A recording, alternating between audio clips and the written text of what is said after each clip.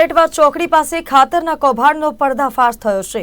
કૌભાંડીઓએ ખેડૂતોના હકના ખાતર પર તરાપ મારી છે।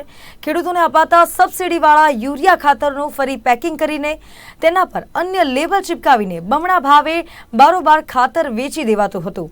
રાજ્યમાં અવારનવાર કૌભાંડ બહાર આવતા હોય છે, ત્યારે ખેડાના નડિયાદની વલેટવા ચોકડી પાસે ખાતરના કૌભાંડનો પર્દાફાશ થયો છે।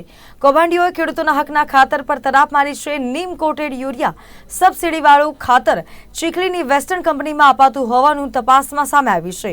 તો ખાતર કૌભાંડમાં સલૂણ ગામે ખાતરની મંડળીના સંચાલક સહિત 3 લોકો સામે ફરિયાદ નોંધાવાઈ છે।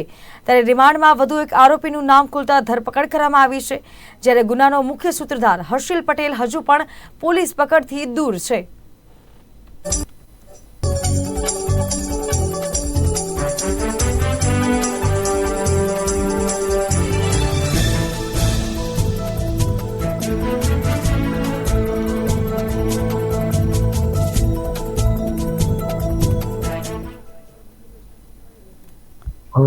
વડતાલ પોલીસ સ્ટેશન ખાતે નોંધાયેલ ગુના રજિસ્ટર નંબર 46/24 જે છે ખાતર જે પકડાયેલું અને એની થેલીઓ બેગ્સ બદલીને એ લોકો વેચાણ કરતા હતા, તે કામે એક આરોપી રિઝવાન મંસૂરી નામનાને પકડવામાં આવેલ છે।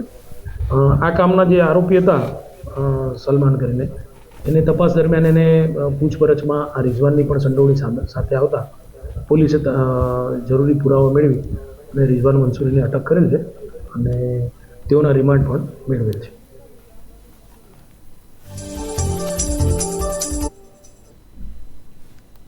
દ્વારકા અને ઓખા વચ્ચે સિગ્નેચર બ્રિજ બનીને તૈયાર થઈ ગયો છે। 25 ફેબ્રુઆરી